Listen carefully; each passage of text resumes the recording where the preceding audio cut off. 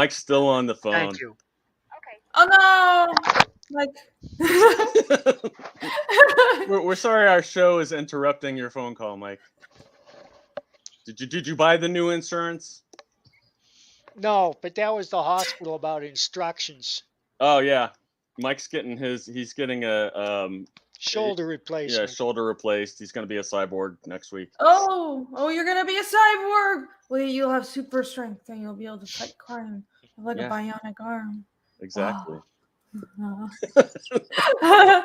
Actually, that sucks, but it'll be a cold arm to match his cold heart. Just joking. Well, Although he is a little cold right now, well. it would appear. It's snowing outside. It's snowing in Colorado where he is. Oh yeah, I bet Colorado is cold. So, Mike, Sometimes. do you want to introduce our Sure. guest here? Irene, or Rini, as she sometimes goes by, burst upon the scene working for Marvel, where she has illustrated Silk, Deadpool, Venomverse, Superhero Adventures, Seasons Beatings, Marvel Superhero Mealtime Mayhem, Marvel Rising, and Squirrel Girl. And she's tried her hand at a lot of other characters too. She's drawn Gwenpool and Venom. But like many of us who are in the industry, she has left to crowdfund her own books. Her book is called Fiendish. It's outstanding. I recommend it. The second book is at the printer now, or is it printed? Oh, it's not at the printer yet, but we'll be fulfilling this summer. The That's campaign great. is still live. Oh, cool. Why don't you start by telling us how you got into Marvel? Oh, so I went to school for sequential art actually. So I studied comics and also animation, and so that's actually my bachelor degree. It wasn't really my goal per se to work for Marvel. I just wanted to do comics because I grew up in Asia and I grew up with mostly manga and manhwa and comics in Asia. And when I was growing up, this was before the MCU, we didn't have any comics from the US. And even when I did move to the US for art school, I was kind of more interested in the indie scene or European comics, but really the best bet and the only way that I could see to actually, make a living drawing comics was to work for the big two. So I kind of jumped between working I basically made it so I could work in any industry related to the arts. So I worked in gaming, mobile games, animation, design, and also I would take jobs for Marvel whenever the opportunity arose. And for a short while, I really tried to commit to it around like 2015 to 18, I would say. So about like 3 to 4 years, I actually quit my day job in gaming, which I was making very good money off of, and I worked for Marvel full time. But the pay was so terrible, I actually had to move back into my parents' house overseas. But I really wanted to just do comics for a living. But after 4 years of it, I realized that, well, Marvel wasn't the place for me. My dream was to make my own comics. So that's how Fiendish came about. And I just decided to roll with that. And here we are. Where did you grow up? Taiwan. Your English is flawless.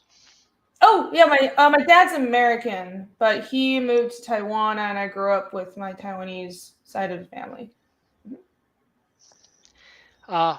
Why did you leave Marvel and crowdfund your own books?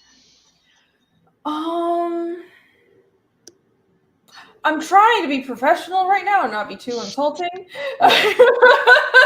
But basically, I realized that, first of all, I didn't really grow up with superheroes, and it wasn't like my bread and butter. I didn't know, like, I studied, what I could because I did go to school for comics. So I read the classics and, Frank Miller and Watchmen and everything. But, I think if they had given me series that were in genres that I really did enjoy, because I was always a person that was more interested in high fantasy or crime and high fantasy and action and series like that. And if that was the work that I could get, and I really don't, I'm afraid of coming off as like, well, Marvel didn't make me famous, so I'm bitter at them. I'm not. Right. It was more than that. It was that I really felt like, even though I wasn't interested in superhero comics per se, that was my main thing. I was willing to give Marvel a chance. I really would have liked to work on, if I had a chance at working on something like The Punisher, or even like a smaller series that had something similar to The Punisher, those kinds of books, and I would have loved to do that. But I realized after working there a while that not only was I a perpetual fill-in artist, but I was never going to eventually have a chance at drawing a book that I really would enjoy. And I just felt like I shouldn't put up with it, because I'm okay with paying my dues. I'm fine with being a fill-in artist for a few years and working my way up, but I was constantly being put on books that just weren't even my style. Like the samples I did in college were Punisher pages. And Yeah. I did a couple of pitches for my senior project, and one of them was like a zombie story, another one was a crime story, and which is the only other thing I'm working on other than Fiendish. But so it was really strange when I got into Marvel. They were putting me on stuff like Gwenpool and Squirrel Girl and Silk, and it just got a little weird because every single series I was put on had a young female lead. And not that that's a problem, but it was every single series, and it was also YA books. But I'm not a YA person. I like mature stories. So I just felt like the vibe was really weird, and I wasn't like super aware of the culture war at that point. Eventually, I definitely became aware of it, but I just kind of realized that it would be better for my career and also sanity was to break free and just do my own thing, because I figured it would be better to take my chances while I was still young. And if I failed at doing my own fantasy project, then, well, I would still have a chance to go back to the workforce. And maybe I just leave comics entirely and work in gaming or animation, even though I really didn't want to, because I don't think anybody works in comics because they love the money. It's not exactly a lucrative business. I chose comics because this is my main love, and I work in animation and gaming on and off to pay the bills. But that's the reason that I eventually decided to leave Marvel, and thankfully it worked out, and we are where we are, and I met everybody in Comicsgate, and that's why I'm so grateful to everyone here, and I love what we're doing here so much, because, you know, what does it say about the mainstream where there was no place for me there, and this is the most supportive place I've seen for the medium of comics in the current landscape.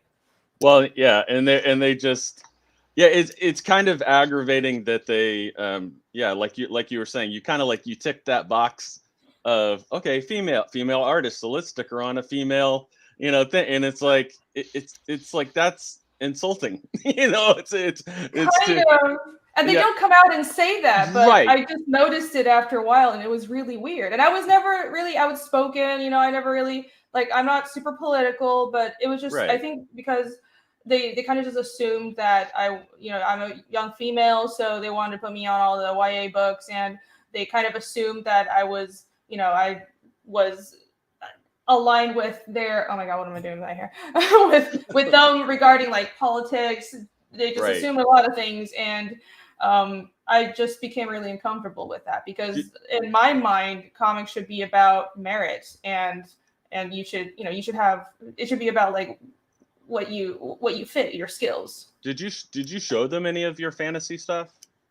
I mean, I know you said The Punisher and the other. I didn't know if they actually saw or really knew of your love for fantasy. I don't know. I've always talked about it. Because I kind of jump between, like, I have other series as well. I always really like crime, so I think like my samples are Punisher, and there's a crime series. So I think when I was working for Marvel in my early 20s, like the crime pitch I did in college was more prominent.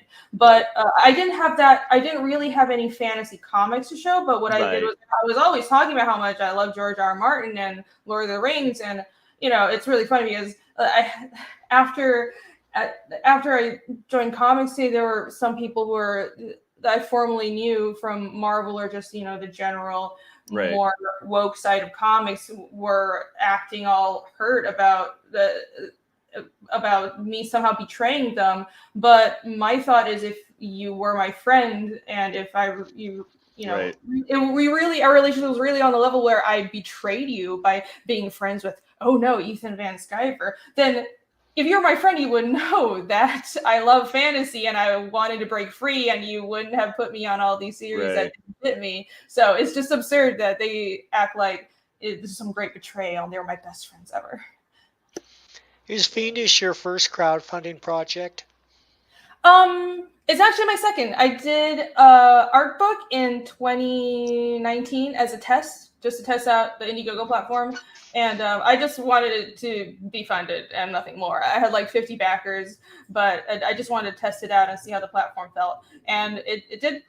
You know, it got funded, and I felt like 50 backers. Oh my gosh, that's so much. That's amazing. And then, but I guess it wasn't a comic. Like, I think the art was decent, it was good reception, but still, it wasn't something with a story. So I definitely wasn't expecting the reception that Fiendish got when it did come out. I was expecting to slowly work my way up, like, oh, maybe I'll get 600 backers, and or like, no, not even 600. I was like, oh, I got 50 backers on my art, but maybe I'll get 100 backers on Fiendish 1. Right. Maybe I'll get 500 on Fiendish 2. No, absolutely not. Fiendish 2 is at, I think, 1,900 backers right now. So it's I'm very fortunate. Yeah, and they're willing to pay more for that than they are for like a normal Marvel or DC comic. Even though those are expensive these days. That's true. But really, I mean, the fact that our fans are willing to take a chance on us, it's amazing to me, and I can't be more grateful. And it's motivating as well. It's right. I just always wanted to be somewhere where people love comics, and it was so weird because, and I don't know if you felt this at any point in your career, Mike, but to me, that love for comics and putting the craft first just wasn't there when I was at Marvel, and I didn't feel that until I left it and came over here. Well, I was fortunate in that I loved the Punisher. Yeah, and that was probably my biggest impact in regular comics. But I got to write a lot of other characters too. And I wasn't as good a writer then as I am now, although I'm proud of that stuff. Tell us where Fiendish came from. I wonder how many people will get this. It basically was inspired by the tabletop games I play. So I play a lot of Pathfinder and you play D&D. So you totally know what I'm talking about. We just talked about this. So Pathfinder is basically like a spin-off of D&D. So I play a lot of that, and that's like my only leisurely activity in my entire life. I don't do anything else other than work and draw and stream, and I'll play Pathfinder sometimes. So I've always really loved fantasy like George R. R. Martin and Lord of the Rings, and I got into European comics after I moved to America. It's I like some series by IDW and Image, and I remember Lock and Key is one of my favorite series created in America. But the main Western style comics I like were from Europe, and I'm a huge fan of Mobius, and I really like Black Sad and a bunch of other series. I'm currently going through the Elric series, but I never really had an idea for what I wanted to do for fantasy. Strangely enough, I thought I was going to make a crime story when I went independent. So the idea for Fiendish kind of slightly came out of nowhere, but it just materialized out of nowhere. Frankly, one day, when out of like, it's loosely inspired by Pathfinder. Like, I based some of my major characters on characters that I built in Pathfinder, but it's not a complete transcript of like the Pathfinder game I play with my friends. This is a story I designed myself. I made my own magic system, and I built my own world. I have a world map. I created a language because I'm an insane person. So it's definitely my own thing that I use the template of tabletop games as a sort of inspiration for how to create a fantasy world. So I would put it that way. Are you going to print a glossary? Yeah, actually, at the back of every book, there is a glossary. So on the website, and I have the whole dictionary on the website. Yeah, there you go. There, yeah. So And, because in every book there's a little bit of the Oh, constructed there you go. language I built is called Ninarsa. So here's the dictionary, and I have the alphabet over here, but here is the glossary. And actually, going forward, I'm just going to have the translations in the gutters because I realize having readers flip to the back is way too much work. Yeah. But here's part of the world map that I created. So I have the entire dictionary for Ninarsa on the website because I figured it's fine. I'll just put it out there. It's not like I'm fine with people just knowing it. And because I do it for fun. Like, I'm selling the comic, but stuff like the world building, like, I just want people to see all of it. It's just something fun that I want to share with people. What's the website address?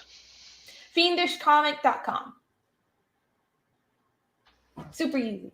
Fiendish comic. Yeah, it's I actually did a huge revamp a couple months ago, and I'm super proud of it. It looks really cool, if I may say so myself. I have a free preview of the first 20 pages of chapter 1. I have the world map. I have the list of species, which is basically the races, but I call them species because I'm like, it's different than how Right. like Tolkien as fantasy treats races. And I don't have elves or dwarves or anything. I created my own fantasy creatures, and I have the dictionary, and I also have a little shop for like merch and stuff because some of the fans wanted it. Very cool. Oh. Are you gonna well, I know you said you play some of this stuff. Have you actually like posted like the any of like the characters or stats or anything like that for the, like, if somebody wanted to play their own version of the Fiendish world? Funny enough, the trading cards are like that. Okay. Are statted out. Ooh, let me show you. Okay, it's right over here. I should have this right. Ooh.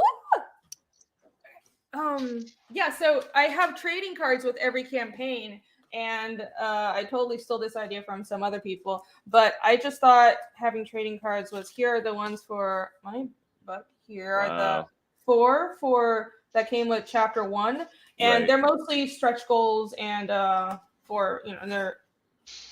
mostly stretch goals, and I have about 4 going on 5 for chapter 2 as well. But on the back of the cards are mini character sheets. Oh, cool. And they're Devill the Pathfinder. There's some abilities are customized and some of the feats are customized. But, of course, somebody who really knows these games, you'll be able to adapt those feats and those like specifics for whatever system that you're using. But these stats are pretty self-explanatory. And here's the one for Casimir. So, and of course, as the story progresses, I'm making cards for not just the characters, I'm making cards for magical items and monsters, and eventually the characters will just level up as the story goes. Here's the monster, the demon that they fought in chapter 1, and it's statted out as well if you want to torture your players as a GM. You're welcome. How did you go about creating like your world and I'm specifically interested in the language and the magic system. Like, how did you come up with those things or develop them? I just started making up words for the language. I know it's a really bad answer. You used your imagination. Yeah, basically. So I'm a bit of a nut for ancient history, and especially I'm really into kind of world history around the 800 and 900s, and so for Europe that's like the Viking Age and Tang Dynasty China. But so that's loosely the era that is sort of like a technological level that my fantasy world is based off of. But I was really into the Viking Age for a while. I still am. And so I started out by kind of creating almost a fantasy version of Old Norse. And I downloaded an Old Norse dictionary and started researching the etymology of individual words and tracing their Indo-European roots and all kinds of weird nerdy. So I have way too much time on my hands. Again, I was living with my parents. This is the only reason I had the time to do this. But this was like 5 years ago. So it took time. But it definitely evolved into its own thing over time. At first, it was just like, I'm just going to do it was like fantasy Old Norse. But then it changed because I started inserting some words, some sounds from Old Slavic. And then it took on a life of its own. So there's a specific way that words sound in Ninarsa, like that endings often end in U or A, and like the way words are conjugated. And then I came up with the idea that for the writing system, because I speak Mandarin Chinese, and I thought I could do something really unique that a lot of constructed languages, I haven't seen anyone do it in any constructed languages, which is for the writing system, I have both a phonetic system and a logographic system for just like Japanese with kanji and hiragana and katakana. Right. That's why you can just write everything phonetically, and that would be like katakana and hiragana. But you can also just write logographs. So for example, for tree, it's not focusing, you can just write one character, and this is leaven, and that's you don't have to spell out leaven, you just write this symbol for tree, and here are a bunch of other logographs as well, and I'll slowly introduce them bit by bit in every book. So cool. Yeah, I just had ideas and threw them out there and figured out what worked. Did you outline the story before you began writing?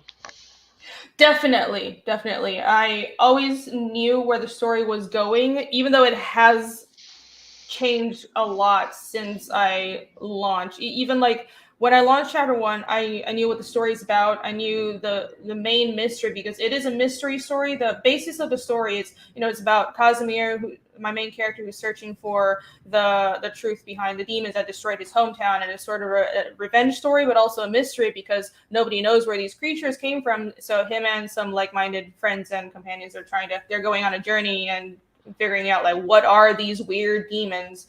But so I always knew like where they came from and the entire mystery behind that. But the structure itself and a lot of the specific character development has changed a lot, and especially with chapter 2, I've just been doing a lot of restructuring because this stuff takes time, and I know I took a bit of a risk by planning for something that's not exactly a miniseries. Right now, Fiendish is 9 books, and these are big books, so it's not just 9 small issues. These are at least like 60-page volumes, so at least 9 of these, and that's the main story, and I might have a couple of side stories. So it's a bit of a risk, but I like fantasy that is a little long form, and I think there's not enough people doing series in comic form in America that are like high commitment. This is a long form story, and they do that in Europe, but many, and I've tried to pitch comics to small publishers in the United States before I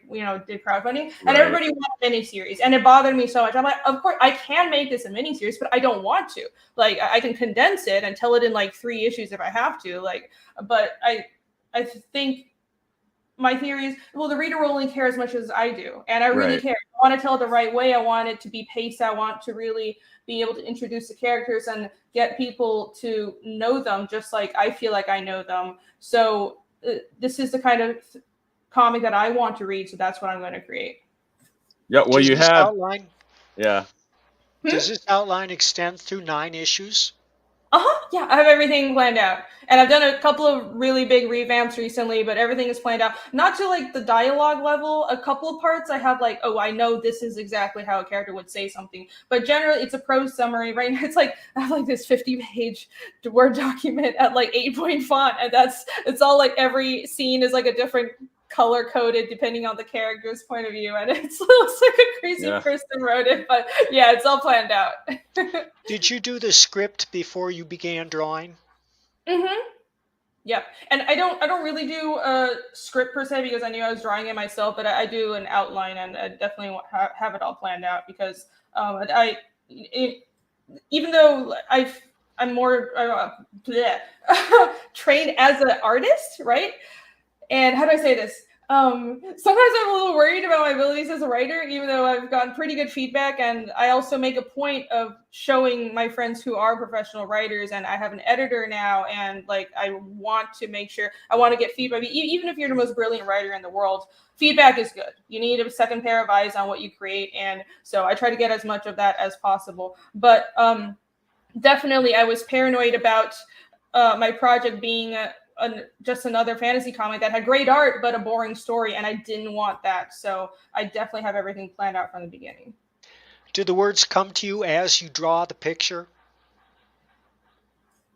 Like the dialogue? Yes.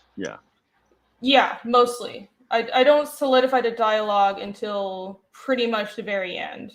So I do, I write a summary of the chapter, and then as I thumbnail, I go from like the summary to the thumbnails, and as I thumbnail, and then I I letter right after thumbnailing, and then I go to inks. So that's how it works. Do you find your characters turning around and telling you what happens Yeah. next? Oh, I'm sure. Absolutely. I mean, it makes me sound like a crazy person. Yeah, but get the straight jacket.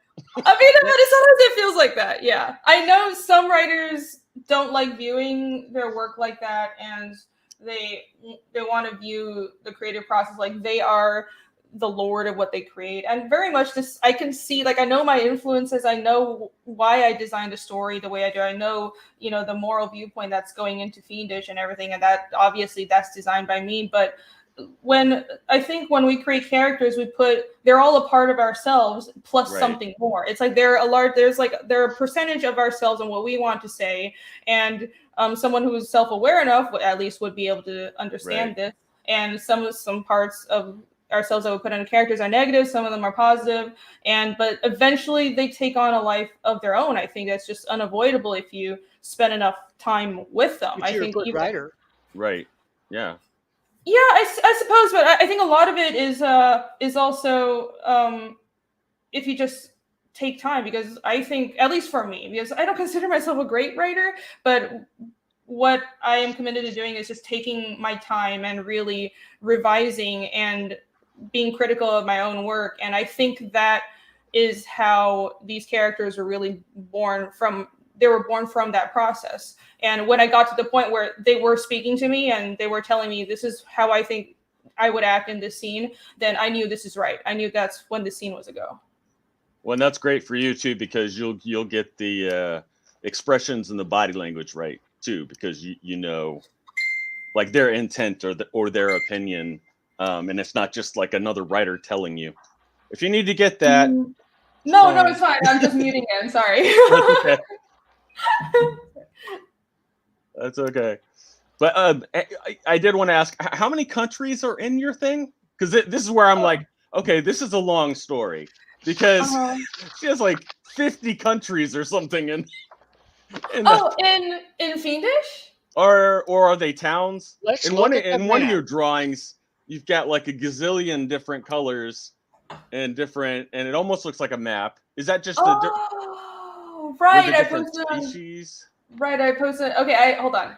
So I have my map, but I have other breakdowns of my map that are the ethnicity breakdown, and then I have the country breakdown and the political breakdown. Yeah, that's where I'm like obsessive compulsive here. Maybe a little bit. So I wanted to be realistic with my world building as much as possible, reasonably so. So it's not really countries per se. A lot of the areas are like, okay, this is all small settlements or city states, but all these city states this area is generally known as like Valdar or Valdan. And everybody here shares a culture and language, but they're not really unified under a kingdom, which is how a lot of the world was in ancient times. And there are a couple of places that are unified city-states. Like there's a peninsula called Lear. It's like a swampy area that's really hard to, nobody can attack it because it's very insulated. And all the city-states there they're allies, but they're their own cultural entity, even though they are ruled by one king. And then I do have some actual kingdoms like Erisek, and then I have mercantile societies like Drachia, who they're not a traditional kingdom per se, but they have like a merchant prince or merchant princess, and they thrive off trade in the on like ocean trade and stuff. So yeah, I thought a lot about this. Nerd. Have you seen Vikings?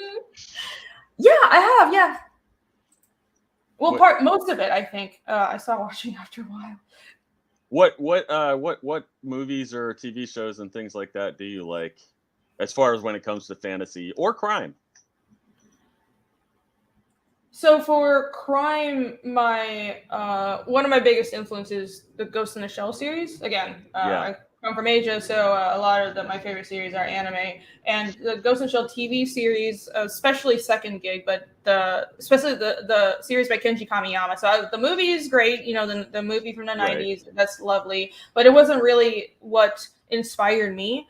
It was the Kenji Kamiyama series, Standalone Complex and Second Gig and Solid Stasis Society, that whole series that really was the first work I saw that solidified in my mind that comics or anime or this general genre of cartooning, like something that was done in a cartooning style that wasn't realistic, wasn't real life. It could be serious, it could be deep, because Ghost in the Shell talks about subjects like man-machine interface, AI, and artificial intelligence, and what happens to people psychologically when they become cyborgs. And also the second game was about international terrorism, and it was very serious, and that made such an impression on me. So that was one of my favorite series for crime, probably. But I also read a lot when I was in middle and high school, not so much anymore, but I used to, and I was like a big fan of Michael Crichton and a bunch of other like crime novels. I read like, well, who's the guy that writes a lot of like lawyer crime novels? John Grisham.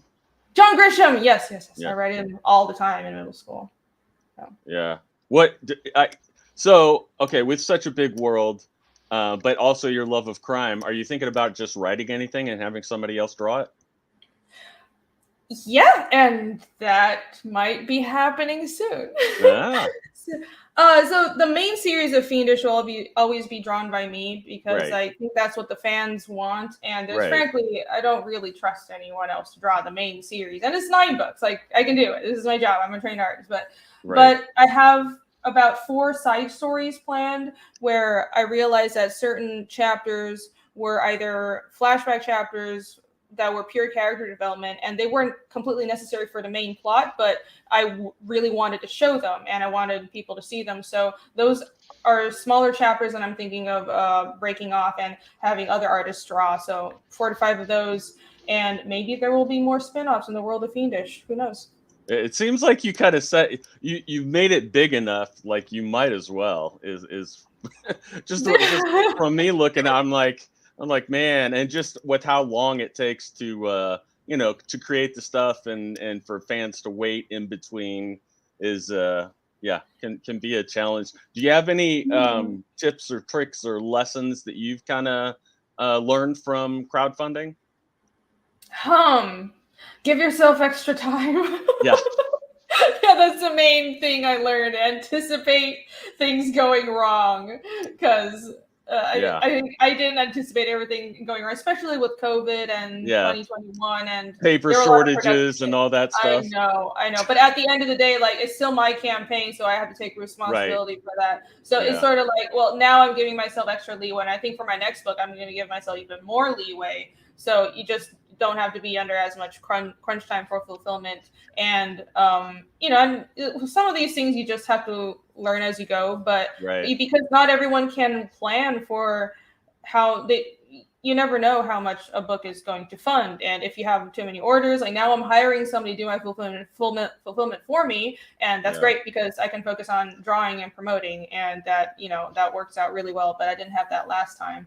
So I would say that, and also you got to put yourself out there, and I've learned to do that. I think I'm decently good at that, but I know for a lot of creatives, it's a hurdle to get over, to be able to go on streams and talk about your work, or even just make posts on social media and promote yourself, because a lot of creators are, even if they're absolutely amazing at what they do, they're insecure and they don't really like to talk themselves up, but you have to do it. And I think a lot of artists don't have a great business mind, but if you're going to get into crowdfunding, you have to think like a business person. And I believe anybody can train themselves to think entrepreneurially. You just have to have the will to do that. Yeah. How do you trying to think how to phrase this? But I know a lot of females that are writers and artists, and they have to deal with scumbag male fans. I will say you seem to deal with that really well, and I feel like not just that, but in general, you seem to carry yourself pretty well, pretty confident. But I can't. I mean, with the stuff that I don't know. Even if the female is like extremely ugly, it's like these guys just come out of the woodwork, and it's just like it has to be difficult for females, especially if you have a photo or something online and they can see her. They're like, oh, it's a pretty girl. I talked to her. And it's like, and it's just, I know a lot of female creatives who are hesitant to do more online and more crowdfunding because they get tired of that crap. Yeah, well, I don't blame them, to be honest, but I don't know. I don't know if I handle it perfectly per se, but I think just uh, sort of just being honest and putting your foot down. And sometimes you'll tell people that you're not interested and they still don't get it. But to Right. be honest, that has not happened to me very often. I've had a Yeah. couple of instances of people not getting it, but the vast majority of people who watch my streams or follow me on Twitter, they totally understand that I'm Yeah. here for comics and I can joke around, I can handle raunchy jokes, but I'm here to be a professional and I'm only selling my comics, not anything else. Yeah. Yeah. Yeah. Oh, definitely. That's just been something that I've been seeing, especially even just recently when I've been there's different kind of female creatives who've kind of asked me for it's like, but you have to be out there more on social media. I know it's a pain. I know you have to deal Yeah. with all the other crap, and you have to be careful about what you say and everything to a certain extent. Oh But yeah. I guess that part is I just kind of give it up because I'll just yeah, I say know. things and Yeah, people will take it like it's sexual, but it's not. I just like don't care. I'll just be like, you guys take it however you want because right, it's the right, internet. And I think part of it is, well, first of all, guard your privacy, and that's something that right. I tried. I think I was pretty good about that, but I wasn't perfect at the beginning. But definitely now, like I don't no pictures of my family online, no pictures of my Right. house, and like I'm very private. Use a PO box, even if you don't think you have a big fan base. You never know where the Oh crazies yeah. are. So just be careful and guard your privacy. And I think also another level of is you just got to brush things off. Like be aware Yeah. when things cross those boundaries. Like you need to have very clear boundaries. And if people cross that, don't be afraid to just shut it down. But also if it's not serious and it like people will joke around, they'll make raunchy jokes. You have to just be able to Yeah. take it on the nose. Yeah, the internet seems to bring out the worst in a lot of people. Yeah. Unfortunately, yeah. Yeah. Oh, There's that anonymity. oh, Yeah. I developed some rules Uh-oh. oh. I for. understand. Yeah, no, wait. Let me read them to you. Guys think they're pretty good. Is this just the cowboy code? No, this is not the cowboy code. The cowboy code. Oh, number 1, no sarcasm. Number 2, no ad hominem. Number 3, be brief. Number 4, keep your sense of humor. Number 5, and most importantly, know when to quit. Like to like Mm, walk away from a conversation or Yeah, whatever? just don't respond. Yeah. I don't like to that's block true. people, but I will if I have to, if they're Yeah. That's being true. nice. I think with online arguments, especially because of the sort of situation we're in with it's a culture war, call it what it is. Sometimes you have to pick your fights, and like Yeah. I do worry about my online presence being too much about making fun of like Right. bad entertainment. It's like, well, the Lord of the People love Rings that show is stuff. so bad. They do, but I also don't want my feed to be too much of that. I want to Right. like sell my comic most of the time or promote other people's comics. So I try to balance it out. But I think it also depends on your own comfort level. Everybody's different. A lot of people like fighting all day, and some Right. people hate it. They don't like argue on Twitter at all. So do whatever is comfortable for yourself. And also, I really like what you said about walking away. You have to know when to quit, and it's fine to just not respond. Sometimes it's better for your sanity. Don't like lose sleep over it.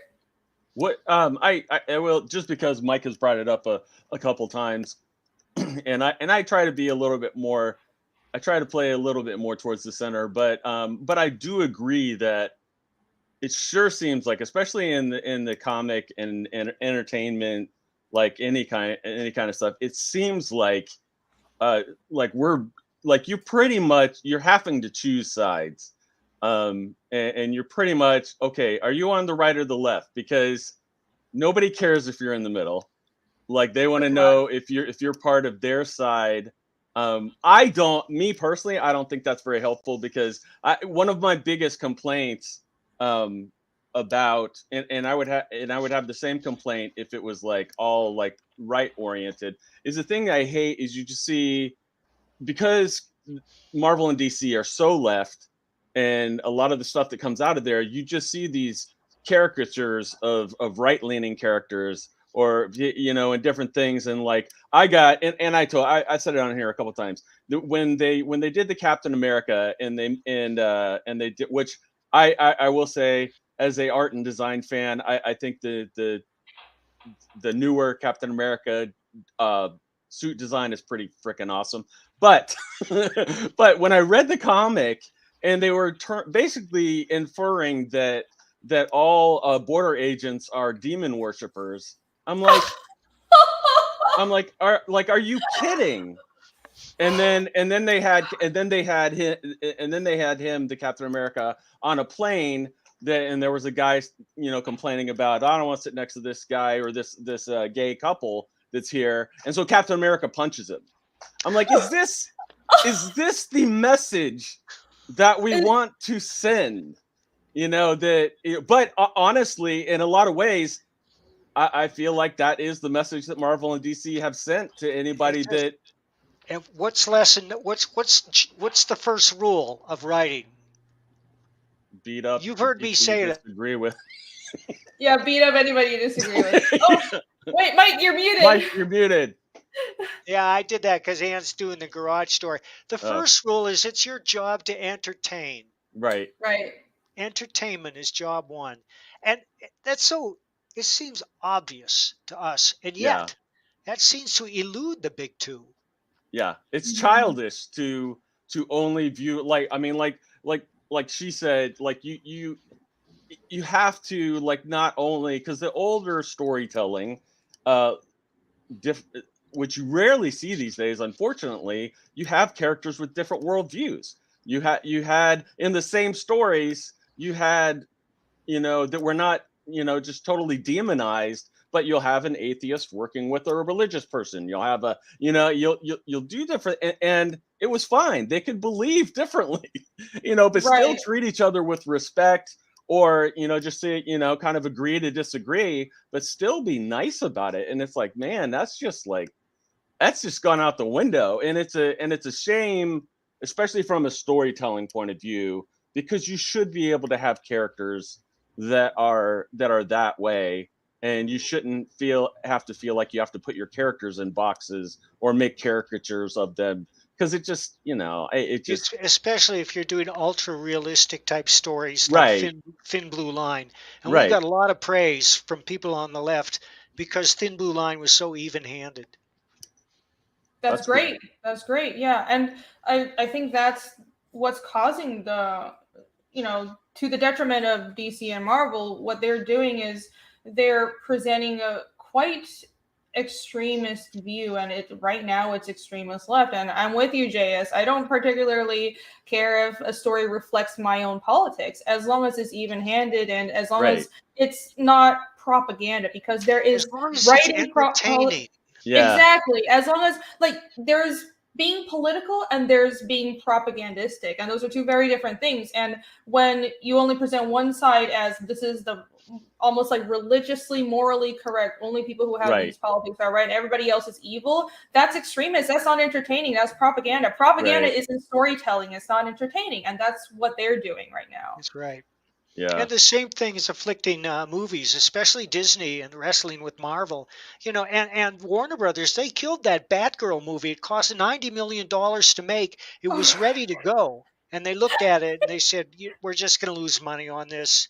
So we're going to cut our loss. You know about that. How bad? Right? I do. I'm like, we all wanted to know how bad it really was. Someday we might see it. It'll surface eventually. Yeah, I can't wait. Everything bubbles up to the surface of the swamp sooner or later.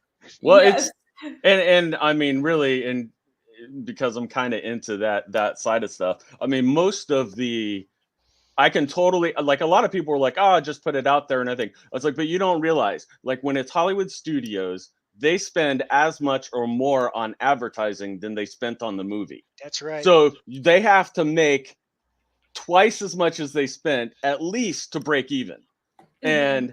And to cut the bleeding off before they had to do twice as much as that in advertising. Like for me, like like you were talking about, as a business, thinking from a business, like, how many millions do you want to sink in advertising this that is not going to do well, and really kind of tarnish the brand or whatever. And I mean, and that's I just wish that's the thing that frustrates me about comics too, is that they've made this kind of anti-financial decision to alienate more than half of their audience, and then they want to bitch about it.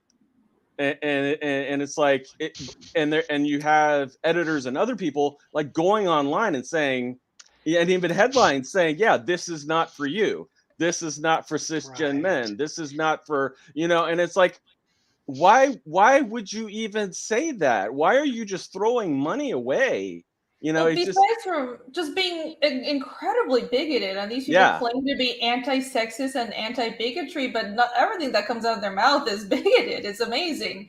yeah, But I think this would not be as bad if they were doing their own thing and creating books that were aimed at, I don't know, teenagers right, on their own. And they were saying, well, I don't want white men reading our books. But what they're doing is coming into superhero comics that have always been aimed at a male audience, and they're telling the old audience that we don't want you anymore. And on top of that, they're constantly insulting them, and they're wondering why they're losing money.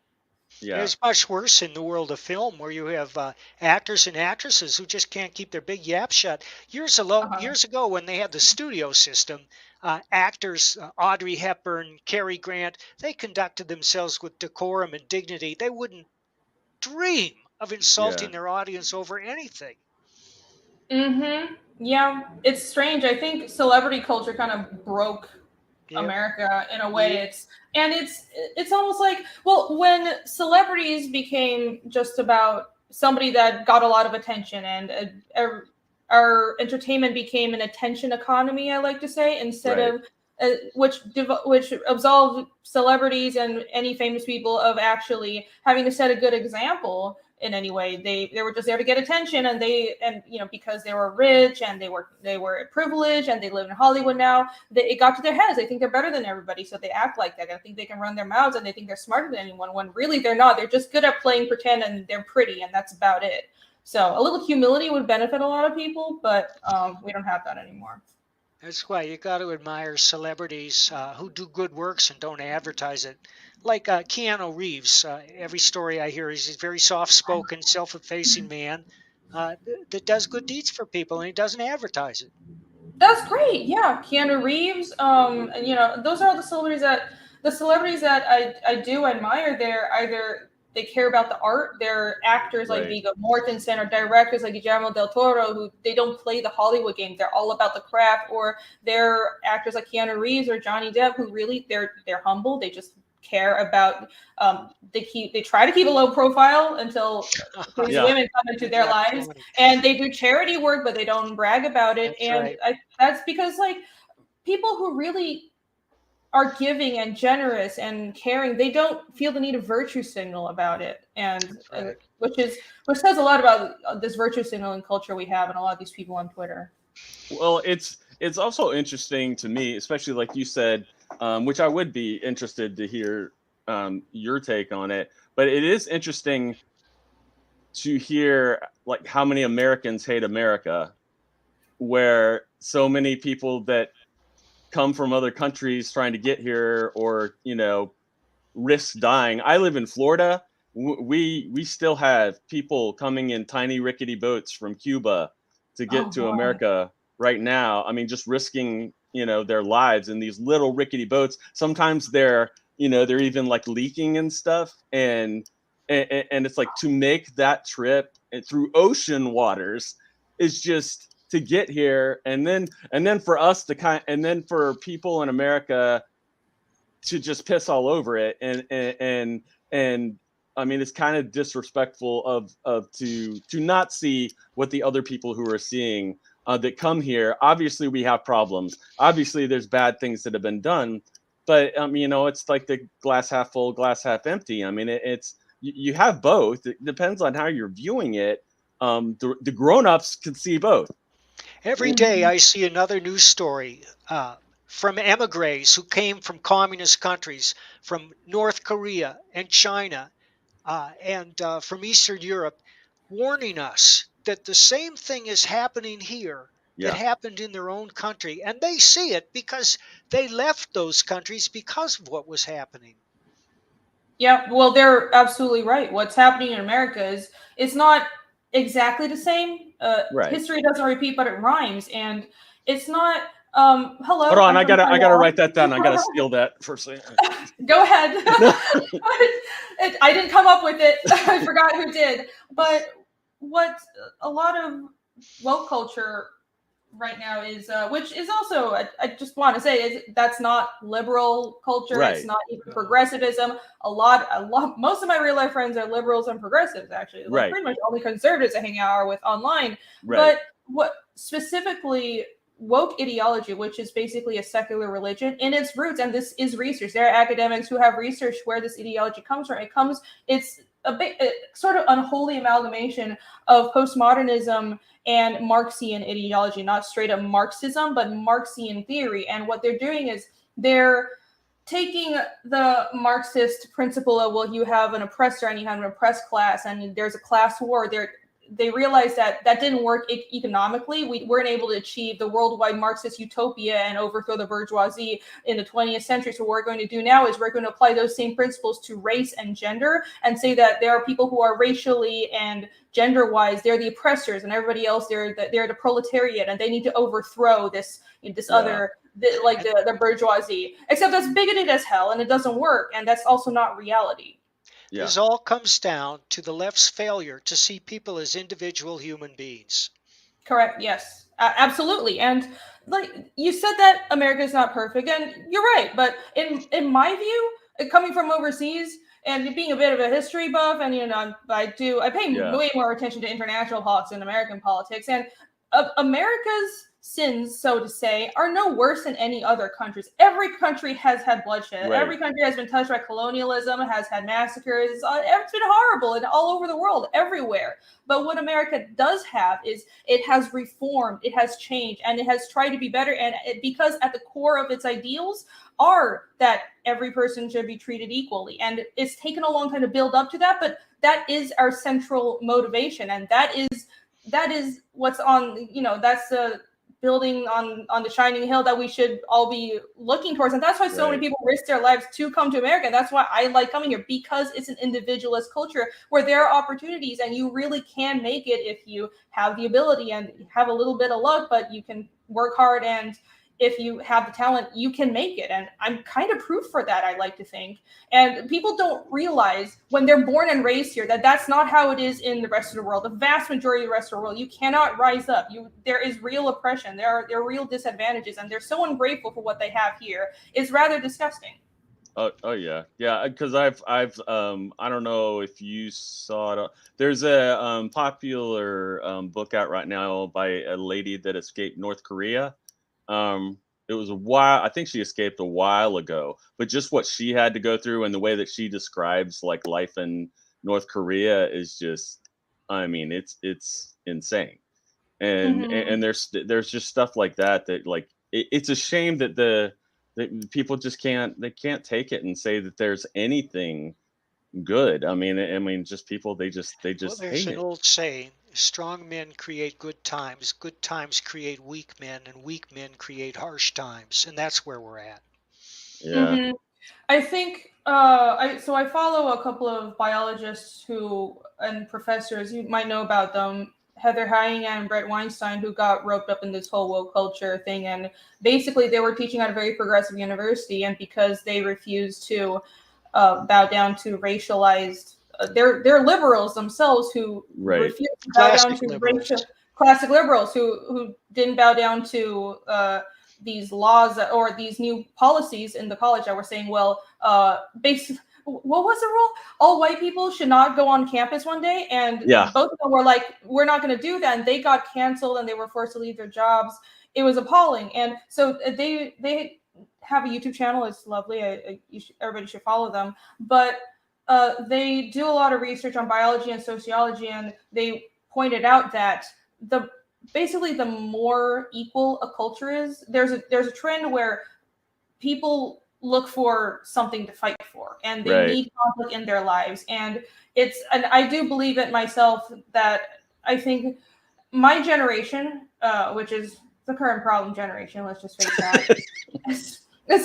It's almost like the civil rights era is over, and they're like women's equality under the law is already here, and it's not like things are perfect, but what the only next step is to either make up new things to fight for, or to push for equity instead of equality. And It's basically, a form we don't. of narcissism. It is right. They don't have anything to fight for, but they want to feel like they're still fighting for something, just like the civil rights era. So they keep on insisting that there is still rampant racism and rampant issues, when a lot of the issues that we have now, some of it is left over from historical inequality, but a lot of it is just humans are different. There is no gender pay gap. Women choose to stay at home with their kids. It's not sexist discrimination. And there are other reasons for, whether you want to call it, education and crime. And all of these problems can be solved with liberalism, with what America already had, which the things we're already working for, not by implementing communism or equity or diversity quotas. That's actually going to make the problem worse, but they don't realize that, because they just want to have something to fight for. They latched onto this ideology that was telling them, well, to be a good person, you have to support equity and, like raising up people who don't deserve it instead of addressing the actual issues. And it's just making everything worse, I think. Because I'm sorry, I'm getting like way too much. but really, it bothers me, because I don't